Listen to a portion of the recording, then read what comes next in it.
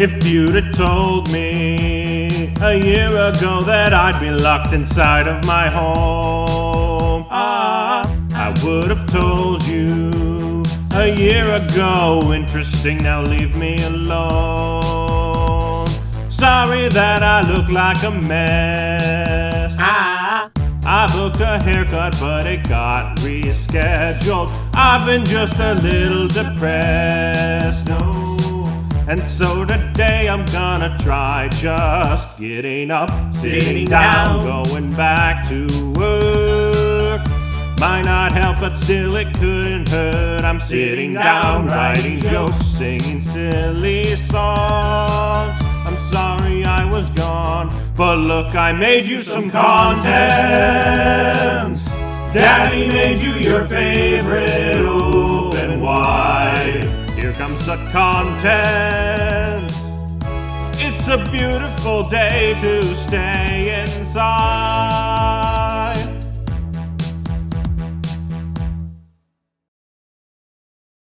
In October of 2017, freelance journalist, critic, and video game pundit James Stephanie Sterling released a video that was entitled The $60 Myth. In the video, they discuss the $60 price point for many AAA video games and how it's incredibly outdated and more of an entry fee for many games, which will then try to gouge you for more money on top of the already high price point you've already paid. I bring up this episode of the Jimquisition specifically because it's a direct inspiration for this one. Today, I feel like taking another whack at good old Mortimer Mouse and his consistently inconsistent streaming platform, Disney+. If you're at all familiar with how Disney Plus works, you'll know that Robert Iger has spent the past 2 years since the service's launch driving consumers away from it. That statement has no basis in fact, but if you look at how it's behaved, you'll see it's pretty obvious. Launching in November of 2019 with only one original show most people would willingly watch, Disney Plus would continue on with several month-long gaps between content that would actually warrant attention. You have not watched Timmy Failure or The Lady and the Tramp remake. Don't even try to convince me you have. They also moved Artemis Fowl to streaming during the pandemic, which was another spit in the face because really, the file should have been moved into the recycling bin. And then along came the actual worst thing to happen in entertainment since Pepsi thought it solved racism. In early August of last year, Disney announced their live-action remake of Mulan was getting its theatrical run pulled from later that year and would now premiere on Disney Plus instead. Sounds great, right? Wrong!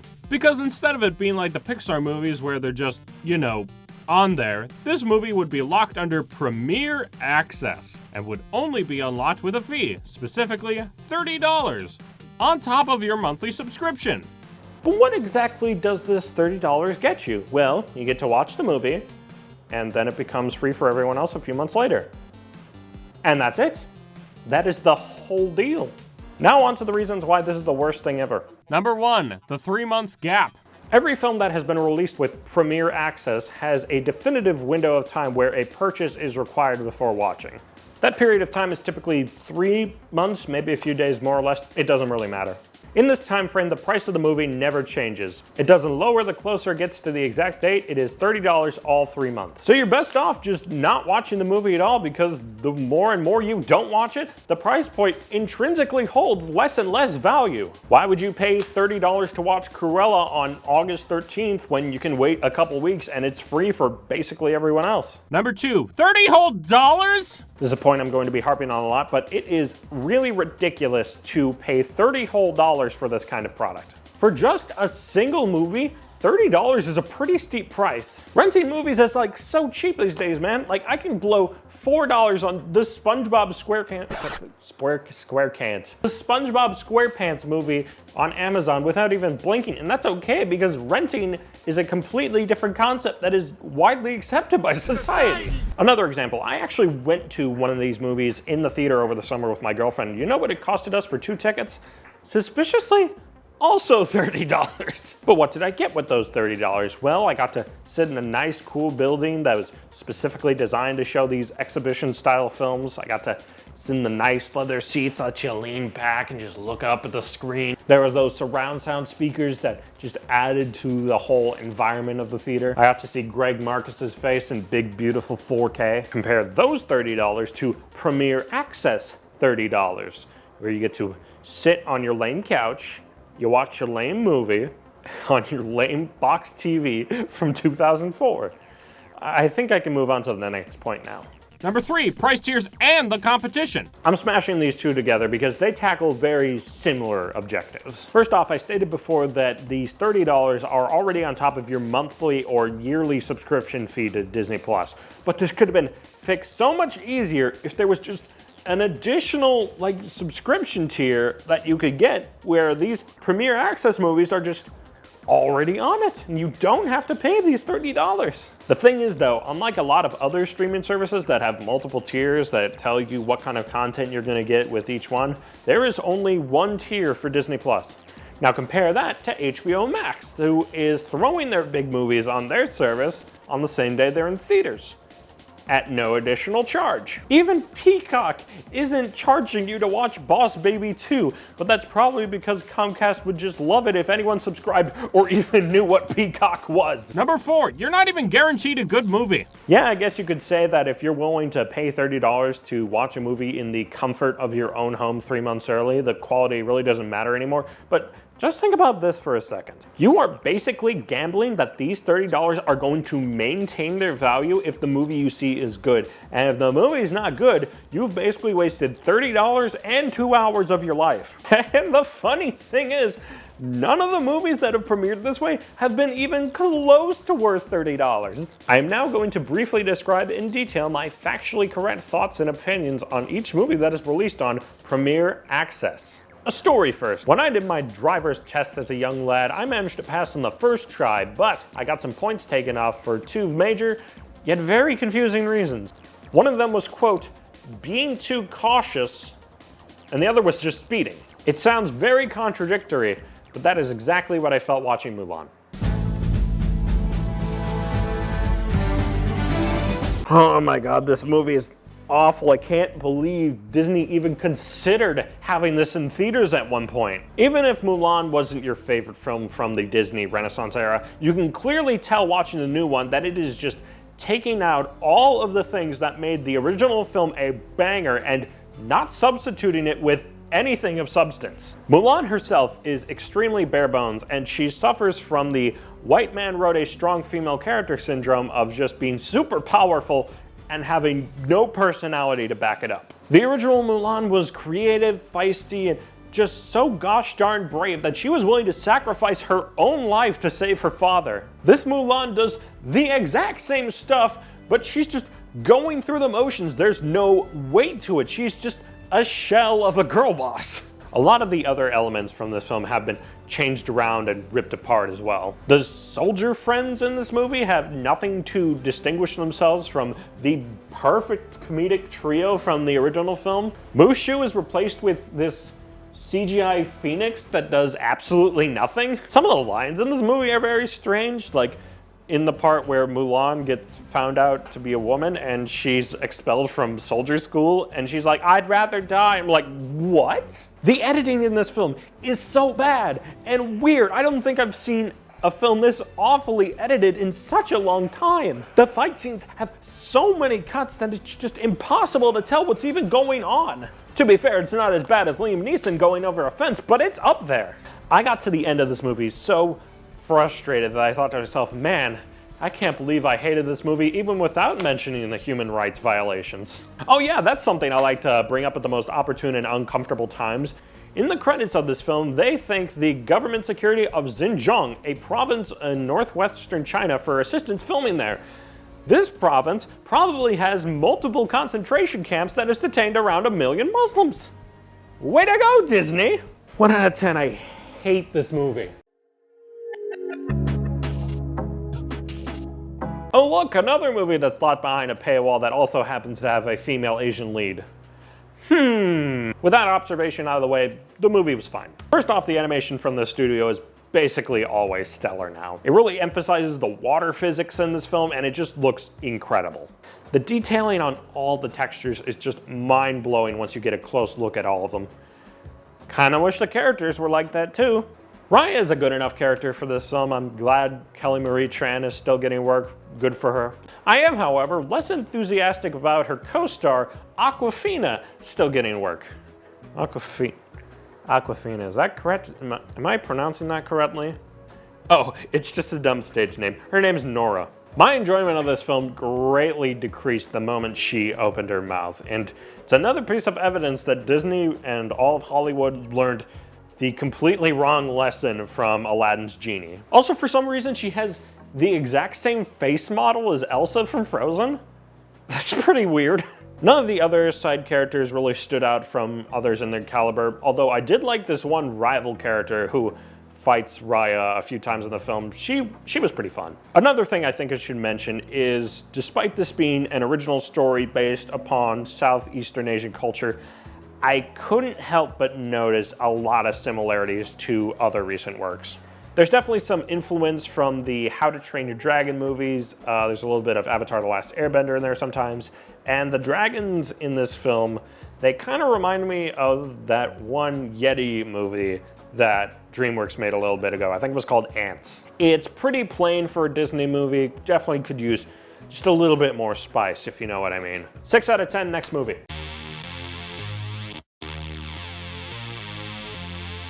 Hey, Disney! You remember when the teaser trailer for this movie came out, and all of us over on the internet were like, hey, wouldn't it be funny if in this movie it turns out the reason Cruella de Vil hates Dalmatians is because they killed her mom? Wouldn't that be so funny? We weren't supposed to be correct! Cruella is a mixed bag of ideas that definitely should have worked on its strut before it went down the runway. The biggest thing that brings this movie down is its constant reliance on references to the original film from 1961. Even though in this film, it somehow presents information that is contradictory to the events that happened in that one. Cruella isn't even her real name. It is just a nickname given to her by her adoptive mother, who then gets Chun-Li kicked off a cliff by Dalmatians. Horace and Jasper are supposed to be these bumbling minions who live in fear of Cruella, but in this movie they don't even flinch, and they're all like best friends? She is physically abusive towards these guys, even though they were apparently street orphans together and they all love each other. She's even the one who gives the Dalmatians to the couple from the original film, even though that makes no sense because, in case you forgot her main goal, she wants to make a fur coat out of stolen Dalmatian puppies. At least Maleficent had the nuts to change some things around with the Sleeping Beauty story to make it feel pretty similar, but different enough to keep engagement. Oh my god, did I just compliment a Disney remake? I'm losing my mind. The pacing of the story is also rather off. It does the typical building setup in the first half hour and then it gets going, but the final end goal changes like every 30 minutes or so. The initial goal of the film is to retrieve this retrieve a stolen necklace that belonged to Cruella's mom. So they plan out this heist and then they follow through on it. But then the necklace is eaten by one of the Dalmatians, so they gotta steal the Dalmatians and wait for it to poop. I'm not kidding. There is a actual plot point in this film that relies entirely on a Dalmatian going to the bathroom. But then that gets pushed aside when Cruella's like, you know what sounds fun? Federal crime. So then she spends the next like 45 minutes of the film bullying the antagonist with fashion. And then it's revealed the antagonist is her mom, and by this point you've completely forgotten that the Dalmatian ate the necklace. It's all over the place. But I would be lying if I didn't say the fashion off section of the film was pretty fun. Emma Stone does a really good job portraying this character. She was a lot of fun to watch. I also really like the villain of this film, the Baroness lady, that reminds me a lot more of Cruella de Vil than Cruella de Vil does. Oops. Being a movie all about fashion, the costume design in this film was fantastic. Every high-end outfit looked amazing. I should also mention the soundtrack for this movie is pretty killer, but that's mostly because it's doing what a lot of big studio movies are doing nowadays, where the original score is not that memorable or good, so the studio just haphazardly picks out a bunch of random popular songs from the era the movie takes place and it just throws them around haphazardly throughout the movie in order to distract you, make you think you like the movie, but it's actually the songs that are giving you the dopamine. Hey, how'd you get here? Overall, it's a fun time, but one that will cause your cynical brain to get angrier and angrier the more time you spend thinking about it. I'd give Joker 2 Gaslight Gatekeep Girl Boss a 4 out of 10? I think that sounds right, but I'm not entirely sure. I'm slowly forgetting what happened, so it might go down to a 3. Hello. Oh look, another movie that's locked behind a paywall that also happens to have a female Asian lead. We in the business call that $1 million joke. That was a $6 million comment. Black Widow is fine, though it definitely feels like it should have come out a few years ago. And I don't just mean come out in 2020, I mean like come out years and years ago, because this is in the Civil War era. We are far beyond that right now. We are on to bigger and better things now. The biggest downfall of this film is that even though it's named after our titular hero, we end up learning more about her sidekick friends than we actually do about her. While I enjoyed the characters played by Florence Pugh and God's gift to mankind, David Harbour, my cynical brain couldn't help thinking, hey, I'm sure I'll like you when you show up in something else. Some of the action was entertaining, but it felt like they were going a bit too ballsy with what situation these characters could end up in. Black Widow isn't a super soldier. Aside from her expert assassin training, she is basically a regular person. She ends up in these ridiculous predicaments, like in the car chase scene where the car just flips over, then it lands and it goes down the stairs into like a subway tunnel, just crashing so violently. Like, it would kill or maim like anyone, but she walks out unscathed. I'm not kidding, I double checked. Black Widow is completely fine, but like her sister has like blood all over him, but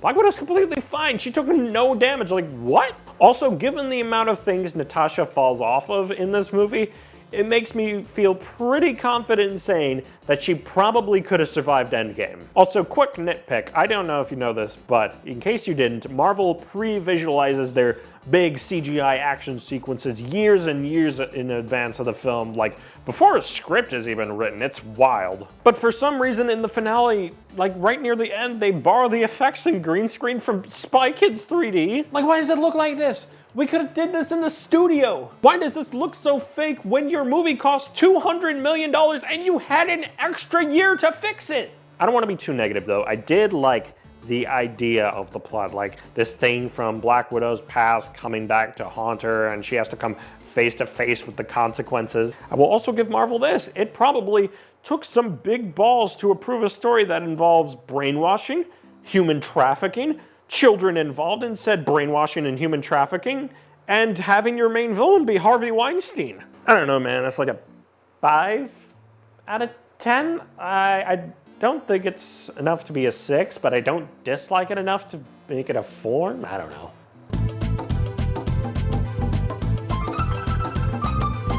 Hey kids, do you like Jack Sparrow? How would you like to watch a Pirates of the Caribbean movie where every character is desperately trying to be the next Jack Sparrow? It's really annoying! Jungle Cruise is another body on the pile of films Disney has made based upon their theme park rides, and there's weirdly a lot of them. The thing that's most disheartening with this movie is how it feels like it doesn't have any heart or soul of its own. It reminded me a lot of that Lone Ranger movie from many, many moons ago that relied so heavily on like the formula and style of a Pirates of the Caribbean movie that it basically just came out to be a dry Pirates of the Caribbean movie in more ways than one because it sucked. Even the score from this film feels like leftovers from music sheets left behind after they canned the 6th Pirates movie. Not an original bone lies in this body. Like, I hate to keep comparing it to Pirates of the Caribbean, but I watched Black Pearl earlier this summer and I just couldn't help seeing the similarities. Now, while Emily Blunt is a great actress and she did well with this no-nonsense adventurer character, she, like a lot of the rest of the cast, feel like just stock characters that are just meant to like sit in place in the script but be fleshed out into real people later, which never happened. Dwayne Johnson does his typical Dwayne Johnson shtick that gets butts into seats, which was kind of annoying, but I appreciate the attempt to flesh him out by giving him dad jokes. I don't know, man, I'm tired of all these bad movies. Let's just throw a dart at the rotating wheel. Ooh, oh, it appears it's landed on a 4 out of 10. How unfortunate for you, Dwayne. Aaron, if you're watching this, I'm sorry. I know you were excited about this movie a few years ago, but I don't like it. I'm sorry. And now for what I feel to be the cardinal sin of this practice. Number 5, you don't own anything. When you pay $30 to watch one of these movies, you are merely getting the ability to watch it as many times as you want on Disney+. But after those 3 months are up, everybody else on the service gets the same privilege as you. You become just like everyone else because you never owned anything more than you did before. This is a bigger topic about streaming services and the progression of media that I've always wanted to talk about for a long time, but you don't own anything on any of these streaming services. You basically have no right to anything on these services, and that includes your $30 purchase. If you watch Mulan for whatever reason on a regular basis on the streaming service, and then someday like Disney goes horribly under and they have to shut down their streaming service, you're out of luck. That's another reason why your $30 are gone, because you didn't own that. I still buy Blu-rays and DVDs for movies I like, but those are my copies. I can watch them whenever I want. There's no big brother telling me what I can and cannot watch. These are mine to watch whenever and however I want. Do you not remember the whole episode I did on VHS tapes? This is my copy of the SpongeBob SquarePants movie. It's mine. I can watch it and do whatever I want with it. It is mine. You don't own anything on these streaming services, and that is the $30 myth. So at this point, you might be thinking, well, what can I do to express my opinion to get this to change? Literally don't buy into the $30 myth. Tell the 3 circles in charge, hey, this is a scam, and I'm not paying for this. So far, there has not been any other movies announced to have this premiere access window in the future, which means this experiment is probably failing and they're going to deter from it in the future, if we can ever leave our homes again. Now, if you'll excuse me, I have to do something else. I don't know, I didn't write a proper lead up to the next episode. Show's over, get out of my house.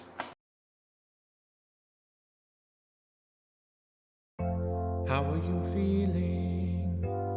Do you like the show? Are you tired of it? Never mind, I don't want to know. Are you finding it boring? Too fast, too slow? I'm asking but don't answer, cause I don't wanna know. Do I have your attention? Yes or no? I bet I guess the answer, but I don't wanna know. Am I on in the background? Are you on your phone? I'd ask you what you're watching, but I don't wanna know. Is there anyone out there? Or am I all alone? It wouldn't make a difference, still I don't wanna know. I thought I'd be over by now, but I got a while ago. I'd give away the ending, but you don't wanna know. Is there anyone out there? Or am I all alone?